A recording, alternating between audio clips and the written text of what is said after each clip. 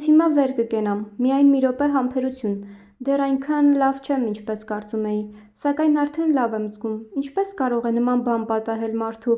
ախր երեկ երեկոյան լավ էի, ծնողներս գիտեն, կամ ավելի ճիշտ, արդեն երեկ երեկոյան աննշան նախազգուշացում ունեի, տանեցիները պետք է որ նկատած լինեին, թե ինչու չտեղեկացրի ֆիրմային, բայց ես միշտ մտածում էի, թե կարելի է առանց տանը մնալու էլ հիվանդությունը հաղթահարել։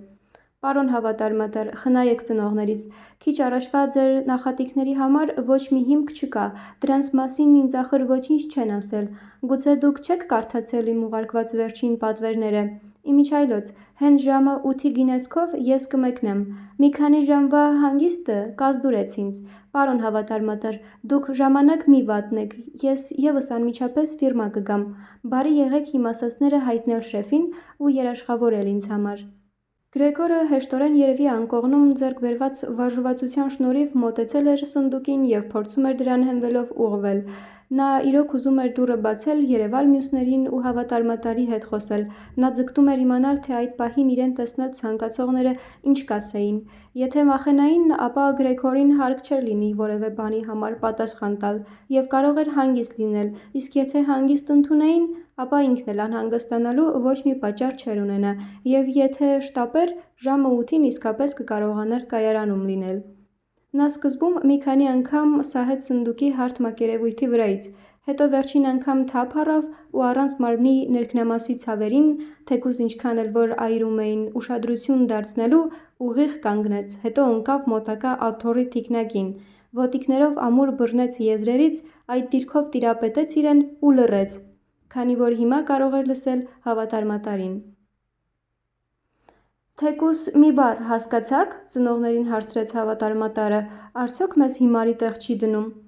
Աստծո սիրուն, լացակումած կանչեց մայրը, նա երևի ծանր հիվանդ է, իսկ մենք տանջում ենք նրան։ Գրետա, Գրետա, ձայն տվեց նա։ Մայր, մյուս կողմից խոսեց քույրը, նրանք Գրեգորի սենյակի մի կողմից մյուսն էին իրար հետ խոսում։ Անմիջապես բժիշկ կանչիր, Գրեգորը հիվանդ է, արագ վազիր բժշկի հետևից, քիչ առաջ լսեցի՞ր նրա խոսելը։ Կենդանու ձայն էր, մոր ճչալու հետ համեմատ մեղմ ասաց հավատարմատարը։ Աննա, Աննա, նախասենյակով դեպի խոհանոց կանչեց հայրն ու իրար խփեց ձեռքերը, անմիջապես կանչիր փականագործին։ Երկու աղջիկները շրջազգեստները խշխշացնելով վազեցին նախասենյակի միջով, քույրն ինչ արագ հագնվեց, դուռը բացեցին փակվելու ձայնը չլսվեց, այդպես էլ ընդունված բնակարաններում այդ, ուր մեծ դժբախտություն է պատահում, դուռը բաց են թողնում։ Իսկ Գրեգորն իրեն ավելի հանգիստ էր զգում, չնայած նրա խոսքերն այլևս չէին հասկանում, բայց գուցե ականջը վարժվելու պատճառով բառերը նրան պարզ էին թվում, անհամեմատ ավելի պարզ, քան նախկինում։ Հիմա տանեցիներն այնուամենայնիվ մտածում էին, թե նրա հետ ինչ-որ բան կարգին չէ և պատրաստ էին օգնել։ Ճակատն ու վստահությունը, որ զգացվում էին առաջին կարգադրությունների մեջ, հաճելի էին Գրեգորին, նա իրոք նորից ներքաշված էր զգում մարդկանց շրջապատի մեջ և երկուսից էլ, բժշկից ու փականագործից, առանց նրանց հստակ տարբերակելու, մեծ ու անակնկալ արդյունքներ էր ակնկալում։ Վերահաս վճռական քննարկումների ժամանակ հնարավորին չափ հասկացված խոսելու համար նա թեթևակի հազաց, զսպված հազալու համար այնուամենայնիվ ջանք չգործադրեց, որովհետև հնարավոր էր, որ նաև այս աղմուկն էր այլ կերպ հնչում, քան մարդկային հազը, մի բան, որ տարբերելու համար նա այլևս ինքն իրեն չէր վստահում։ Այդ ընթացքում կողքի սենյակում քար լռություն էր տիրում, ծնողները հավատարմատարի հետ երևի նստել էին սեղանի մոտ ու փսփսալով էին խոսում կամ հպվել էին դռանը և ականջ էին դնում։ Գրեգորը բազկաթոռի հետ մեկտեղ դանդաղ ձգվեց դեպի դուռը, բավականաչափ մոտենալով բաց թողեց այն ու ընկավ փեղկերից մեկի վրա, հենվեց, ոտիկների բարձիկները կպչուն նյութով էին պատված, ուղիղ պահեց իրեն ու հանգստացավ լարվածությունից։ Հետո նա պատրաստվեց բերանով պտտել կողպեքի բանալին։ Ցավոք, պարզվեց, որ նա իրականում ոչ մի ատամ չունի, էր ինչպես պետք է բռներ բանալին, բայց փոխարենը ծնոտներն էին բավական ուժեղ և հենց դրանց օգնությամբ էլ նա բանալին շարժման մեջ դրեց և ուշադրություն չդարձրեց, որ վնաս պատճառեց իրեն։ Բերանից գորշ հյութ ծորաց բանալու վրայով ու կաթեց հատակին։ Լսեք հապա, նա բանալին է պտտում, Հավատարմատարի սենյակից լսվող խոսքերը բավական քաջալերեցին Գրեգորին, բայց բոլորը պետք է ձայն տային նրան, ծնողները նույնպես: «Համարձակ, Գրեգոր, ավելի մոտ արի, կիպ մոտեցիր կողպեքին», պետք է ասեին նրանք: Եվ ենթադրելով, թե բոլորը լարված հետևում են իր տնքնանքներին, նա ողջ ուժով, ինչքան կարող էր դրսևորել, ատամներով սեղմեց բանալին և դրա պտտվելուն զուգընթաց ինքն էլ էր պտտվում կողպեքի շուրջը: Այդպես նա միայն ծնոտներով էր պահում իրեն և ըստ անհրաժեշտության կամ կախվում էր բանալուց, կամ մարմնի ողջ ծանրությամբ ներքև էր սեղմում այն: Փականը վերջապես հետ գնեց, և դրա զրնգուն ձայնը իսկապես սթափեցրեց Գրեգորին: «Ուրեմն ես փականագործի կարիքը չէի զգում», շունչ քաշեց նա ու դռները լրիվ բացելու համար գլուխը դրեց բռնակին: Քանի որ փեղկերն այդպես էին բացվում, դուռն իրականում լայն բացված էր: Գրեգորը դեռ չէր երևում: Եթե նա չէր ուզում մինչև սենյակ մտնելը անշնորհքորեն փռվել մեջքի վրա, պետք է դրան փեղկերից մեկի շուրջը դանդաղ և շատ զգույշ պտտվեր: Նա դեռ այդ ծանր գործողությամբ էր զբաղված և ուրիշ բանի վրա ուշադրություն դարձնելու ժամանակ չուներ, երբ նույն պահին լսեց հավատարմատարի բարձր ձայնը: «Օհ», կանչեց հավատարմատարը և այն հնչեց, ինչպես երբ քամին է փչում: Քիչ անց նա արդեն տեսավ հավատարմատարին, որ բոլորից մոտ էր կանգնած դռանը, ձեռքը լայն բացված բերանին դրած: Նա դանդաղ ընկրկում էր: Նրա վրա կարծես հավասարաչափ հեռու քաշող անտանելի մի ուժ էր ազդում: Մայրը, որ չնայած հավատարմատարի ներկայությանը կանգնել էր դեռ գիշերվանից ազատ արձակված, դեզի պես ցցված մազերով, սկզբում ձեռքերը ծալած նայեց հորը, երկու քայլ արեց դեպի Գրեգորը և դեմքը կրծքի վրա անգտնելիորեն կախած, ընկավ շուրջը փռված գեսների մեջ: Հայրն այնպիսի թշնամանքով սեղմեց բռունցքը, կարծես ուզում էր Գրեգորին ետ շպրտել իր սենյակը, անվստահ շուրջը նայեց ու ձեռքերը աչքերին պահած հզոր կուրծքը ցնցելով լաց եղավ: Գրեգորը սենյակ չմտավ, այլ ներսից այնպես հենվեց ամուր փակված փեղկին, որ նրա մարմնի միայն կեսն էր երևում ու գլուխը կողքի թեկած մյուսներին էր նայում: Օրն արդեն բավական պարզվել էր: Փողոցի հանդիպակաց կողմում հստակ գծագրվում էր ուղղանկյուն ու մռայլ պատուհաններով ճակատամասը ճեղքած հիվանդանոցի անվերջանալի սևագորշ շենքի մի հատվածը: Անձրևը շարունակում էր տեղալ, բայց հիմա կաթիլները խոշոր էին, հատիկ-հատիկ երևում էին և իրոք կարծես մեկիկ-մեկիկ գետին էին շպրտվում: Սեղանի վրա անսովոր մեծ քանակությամբ սպասք կար դրված, որովհետև հոր համար նախաճաշն էր սնվելու օրվա ամենակարևոր ժամը և նա, տարբեր թերթեր ընթերցելով, ժամերով ձգում էր այն: Հենց դիմացի պատից մի լուսանկար էր կախված, որ Գրեգորի զինվորական ծառայությունից էր մնացել: Լեյտենանտի շորեր հագած, ձեռքը դաշույնին դրած, նա անհոգ ժպիտով իր կեցվածքի ու համազգեստի հանդեպ հարգանք էր պահանջում: Նախասենյակ տանող դուռը բաց էր և որովհետև բնակարանի դուռն էլ էր բաց, երևում էին բնակարանի դիմացի հարթակն ու այնտեղից ներքև տանող թեք աստիճանները: «Դե՞», ասաց Գրեգորը: Նա վստահ էր, որ ներկա գտնվողների մեջ միայն ինքն էր, որ հանգիստ էր: «Ես անմիջապես կհագնվեմ, կհավաքեմ հավաքածուն ու կմեկնեմ: Թույլատրում եք, ուզում եք թույլ տալ, որ ես գնամ: Դե ինչ, պարոն հավատարմատար, տեսնում եք, որ ես պնդաճակատ չեմ և հաճույքով եմ աշխատում: Շրջիկ գործակալի աշխատանքն, ինչ խոսք, հոգնեցուցիչ է, բայց ես չեմ կարողանա առանց դրա ապրել: Ու՞ր եք գնում, պարոն հավատարմատար, ֆիրմա, այո՞: Իրականությանը համապատասխան եք ամեն ինչ ներկայացնելու: Հնարավոր է, որ մարդ մի պահ աշխատանքի անընդունակ լինի, բայց հենց այդ պահին պետք է նախկին վաստակների մասին հիշել և մտածել, որ դժվարությունների հաղթահարումից հետո մարդը իհարկե ավելի ջանասեր ու կենտրոնացած կաշխատի: Ախր դուք էլ շատ լավ գիտեք, որ ես շեֆին շատ եմ պարտական, բայց մյուս կողմից էլ ես ծնողներիս ու քրոջս համար եմ անհանգստանում: Այսօր ես նեղության մեջ եմ, սակայն դուրս կգամ այս վիճակից, միայն թե դուք ինձ համար ավելի մի դժվարացրեք այդ բանը, քան դա արդեն կա: Պարոն հավատարմատար, ֆիրմայում ինձ պաշտպանեք, շրջիկ գործակալներին չեն սիրում, գիտեմ, կարծում են, թե նրանք ահռելի գումարներ են վաստակում և գեղեցիկ կյանք վարում: Համա այդ նախապաշարմունքը ավելի լավ քննելու առանձնակի ոչ մի պատճառ չկա, սակայն դուք, պարոն հավատարմատար, դուք իրերի դրության վերաբերյալ ավելի լավ պատկերացում ունեք, քան մնացած անձնակազմը: Այո, մեր մեջ ասած նույնիսկ ավելի լավ, քան պարոն շեֆն անձամբ: Ձեռնարկատեր լինելով, Նա հեշտ ու հանգիստ կարող է սխալ վճիռ ընդունել ու դրանով վնասել աշխատակցին։ Դուք նաև շատ լավ գիտեք, որ համարյա ողջ տարին ֆիրմայից դուրս գտնվող շրջիկ գործակալը հեշտ կարող է զոհ դառնալ բամբասանքներին, պատահականություններին ու անհաղթահարելի դժվարություններին, և դրանցից պաշտպանվելը անհնար է բնավ։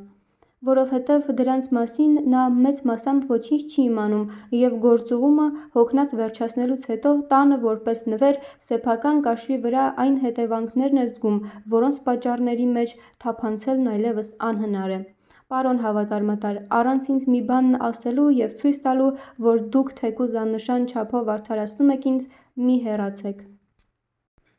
Սակայն Գրեգորի հենց առաջին խոսքերից հետո հավատարմատարն արդեն շուռ էր եկել և ցնցվող ուսի վրայով բերանը բաց ետ էր նայում։ Գրեգորի խոսելու ժամանակ ևս նա ոչ մի վայրկյան հանգիստ չկանգնեց, այլ առանց նրան աչքից բաց թողնելու դանդաղ, կարծես սենյակից հեռանալն արգելող գաղտնի արգելք կար, ձգվեց դեպի դուռը։ Նա արդեն նախասենյակում էր, և կտրուկ շարժումից հետո, ինչպես հյուրասենյակից ոտքը քաշեց, կարելի էր ենթադրել, թե նա իր ներբանն էլ է այրել։ Նախասենյակում նա աջ ձեռքն այնպիսի տեսքով պարզեց դեպի աստիճանը, որ կարծես աստիճանների վրա հենց այդ է վերերկրային փրկություն էր սպասում նրան։ Գրեգորը հասկացավ, որ իրավունք չունի թույլ տալ հավատարմատարին նման տրամադրությամբ հեռանալ, եթե չի ուզում անուղղալի վնաս հասցնել ֆիրմայում ունեցած իր դիրքին, մինչդեռ ծնողներն այնքան էլ լավ չպատկերացրին իրադրությունը։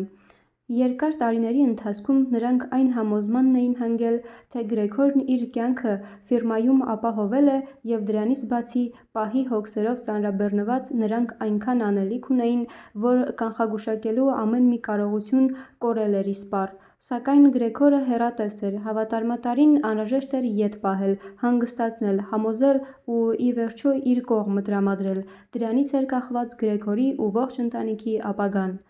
Այ եթե քուրն այստեղ լիներ, նա խելացի էր, նա լալիս էր, երբ Գրեգորը դեռ պառկած էր մեջքի վրա։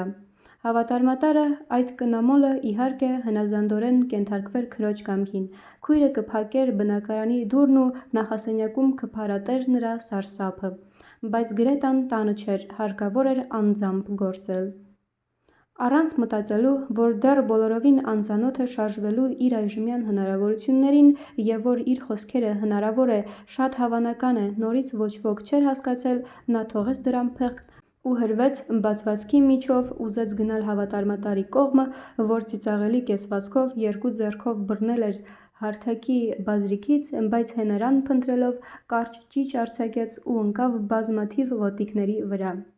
Հազիվ ոտիկների վրա ընկած նա այդ առավոտվանից առաջին անգամ մարմնական լավ ինքնազգացում ունեցավ։ Ոտիկների տակ ամուր գետինն էր, և ինչպես Գրեգորը ուրախություն իրեն նկատեց, նրանք լրիվ ենթարկվում էին, նույնիսկ ձգտում էին առաջ տանել, ուր ուզեր։ Գրեգորը նույնիսկ մտածեց, թե իր բոլոր ցավերը ուր որ է անհապաղ ու վերջնականապես կբուժվեն։ Նույն պահին, երբ նա զսպված շարժումից ճոճվելով, մորից ոչ շատ հեռու, նրան ուղիղ հանդիման պառկել էր հատակին, սա, որ այդքան խորասուզված էր թվում, ձեռքերը լայն տարածելով վեր ցատկեց միանգամից ու մատները չռելով ճչաց. «Օգնեք, Աստծո սիրուն, օգնեք»։ Հետո նա գլուխը կաղ գցեց, կարծես ուզում էր ավելի լավ զննել Գրեգորին, բայց ի հակասություն այդ ամենի, խելակորույս ետ վազեց։ Նա երևի մոռացել էր, որ թիկունքում նախաճաշի սեղանն է, մոտենալուն պես ցնորվածի նման նստեց սեղանին ու թվաց, թե նույնիսկ չնկատեց, որ կողքի շուրջ տված սրճամանից սուրճը ողջ շիթով մեկ գոգին թափվեց։ «Մայրիկ, մայրիկ», կամաց ասաց Գրեգորն ու վեր նայեց։ Նա մի պահ մոռացավ հավատարմատարին, բայց և այնպես չկարողացավ զսպել իրեն և տեսնելով թափվող սուրճը, մի քանի անգամ բացուխու պարեց ծնոտները։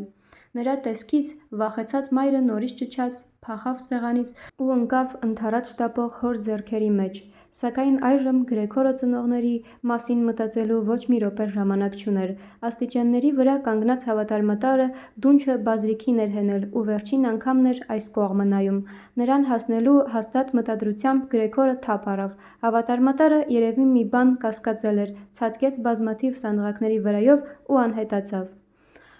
«Հո՜հ», բղավեց նա, և նրա ձայնը թնդաց սանդղատան մեջ։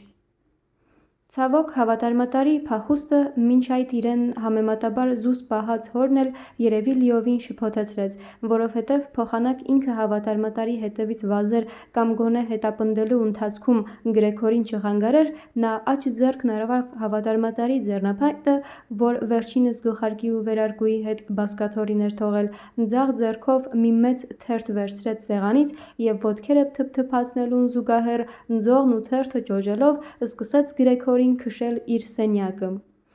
Ոչ մի խնդրանք չօգնեց, ոչ մի խնդրանք չհասկացվեց, Գրեգորն ինչքան ուզում է հնազանդորեն ծռեր գլուխը, հայրն ավելի ուժեղ էր դոփում։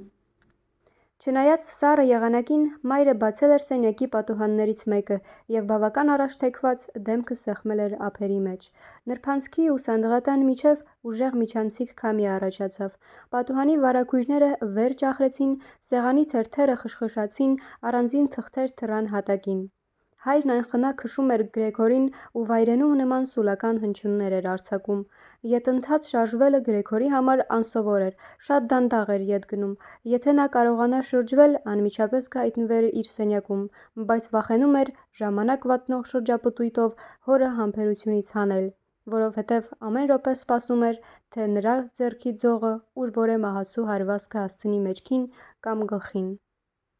Ի վերջո, Գրեգորին ուրիշ անելիք չմնաց։ Նա զարմացած նկատեց, որ ետընթաց գնալով չէր կարողանում նույնիսկ շարժման ուղղությունը պահել և հոր կողմը անընդհատ վախեցած հայացքներ նետելով սկսեց հնարավորին չափ արագ, իրականում սակայն շատ դանդաղ շրջվել։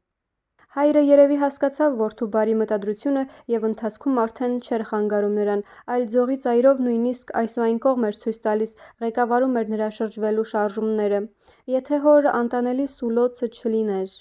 Դրա պատճառով Գրեգորն ընդհանրապես կորցրեց գլուխը։ Նա համարյա շուռ էր եկել, բայց շարունակ հոր սուլոցին ականջ դնելով սխալվեց ու հակառակ ուղղությամբ շուռ եկավ։ Երբ նա վերջապես բարեհաջող կերպով դեպի դռան բարձվածքը շրջվեց, պարզվեց, որ առանց այլևայլի ներս անցնելու համար նրա մարմինը շատ լայն է։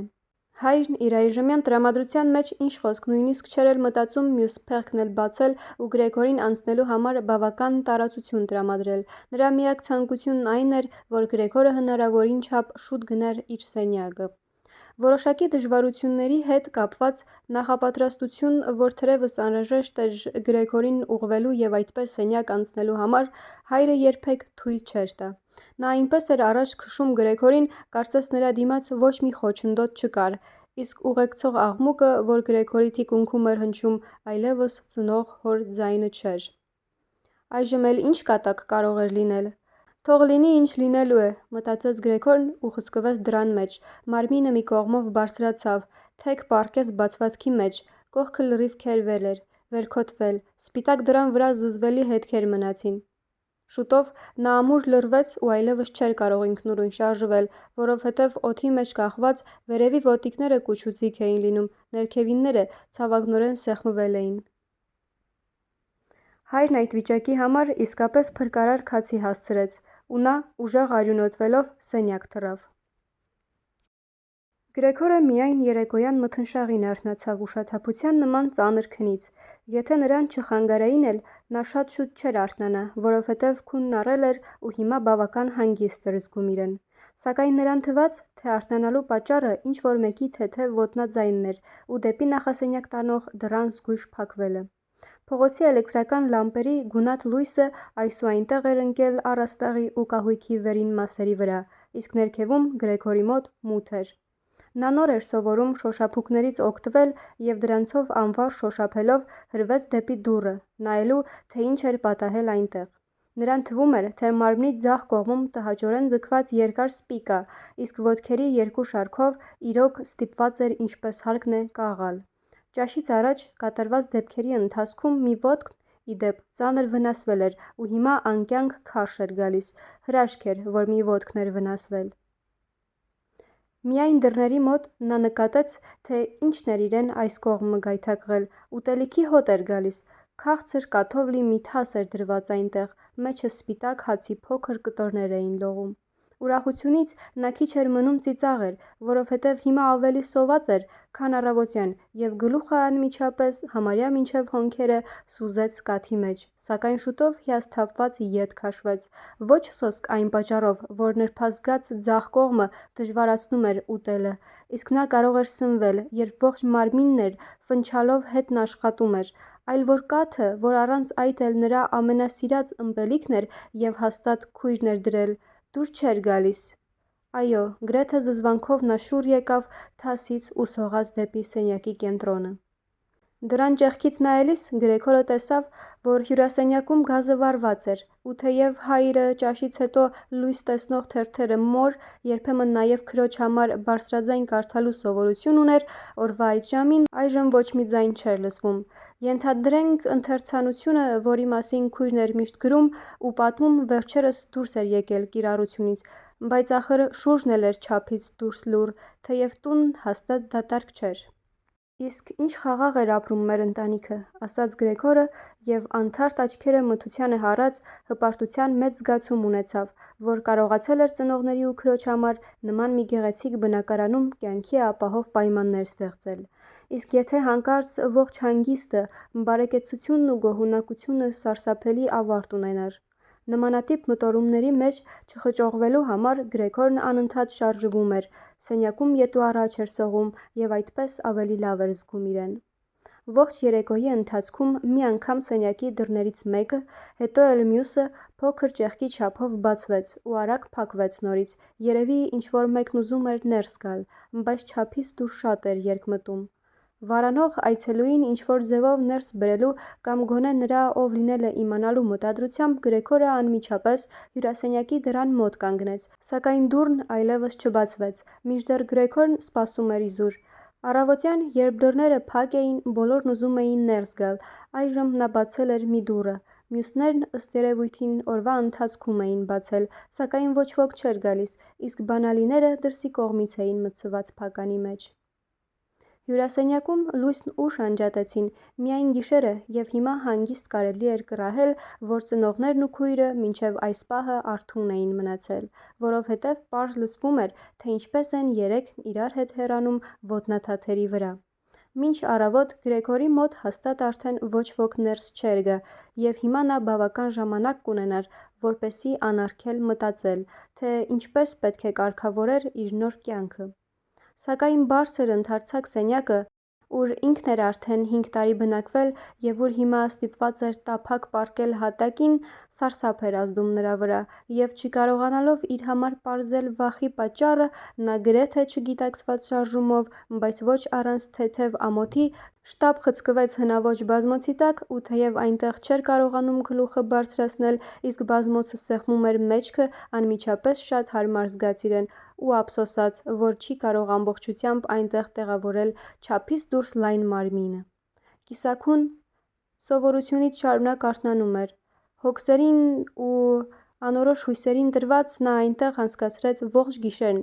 ու հանգեց այն հետևությանը, որ առայժմ պետք է իրեն հանգիստ պահի, հարգալից ու համբերատար վերաբերմունքով տանելի դարձնի իր ներկայի վիճակով ընտանիքին պատճառած տհաճությունները: